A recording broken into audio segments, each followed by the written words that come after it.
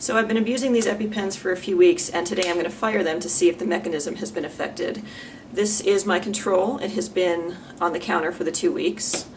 This one was in the freezer for most of those 2 weeks, but I let it thaw out and come to room temperature. This one was on the dashboard of my car in full sunlight almost every day for 2 weeks, but it has also had a chance to come back to room temperature.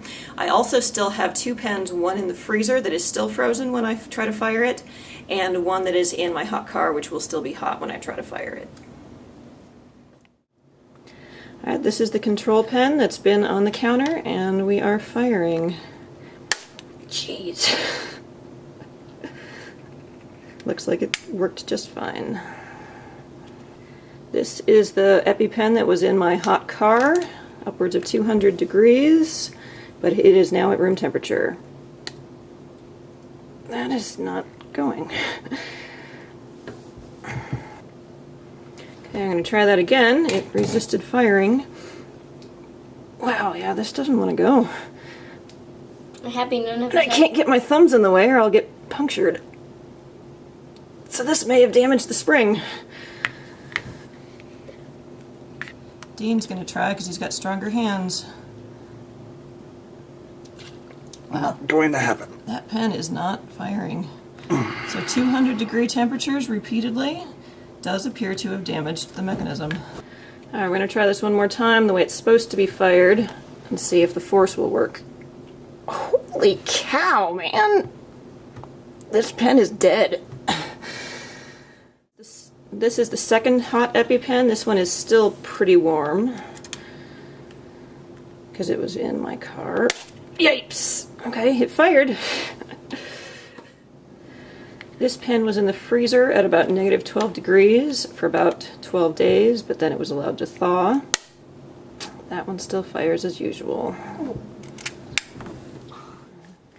This is the second frozen pen. It is fresh out of the freezer.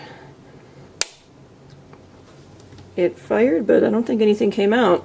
That means the epinephrine inside is frozen.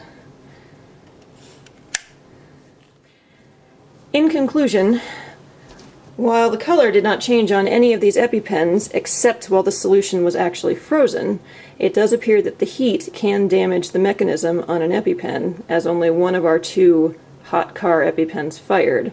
Also, the epinephrine inside the freshly frozen pen does still appear to be an ice cube, and so while that pen fired, it did not administer any medication, so it would do you no good in an allergic emergency. So I would say that the manufacturers are right that we should protect our EpiPens from extreme heat and cold. After sitting for a couple of minutes, the frozen EpiPen liquid leaked out of the pen. I don't know if I can get any more. Yep, there's still some more in there. But it wasn't able to be injected, so it did the user absolutely no good. And as an epilogue to this experiment, the EpiPen that refused to fire after numerous attempts that had been in the hot car, it spontaneously fired at some point during dinner or later when no one was watching it. You can see all 5 epinephrine pens have fired now, and there's a little puddle right here of liquid on our counter.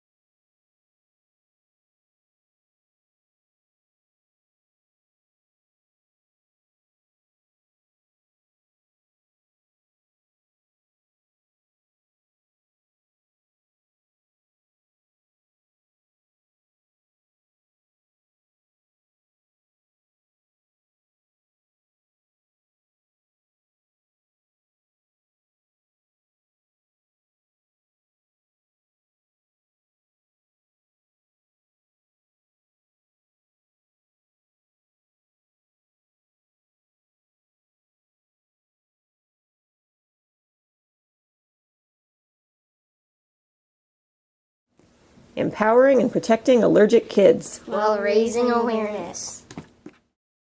Go. 3, 2, 1. Whoa! That went far.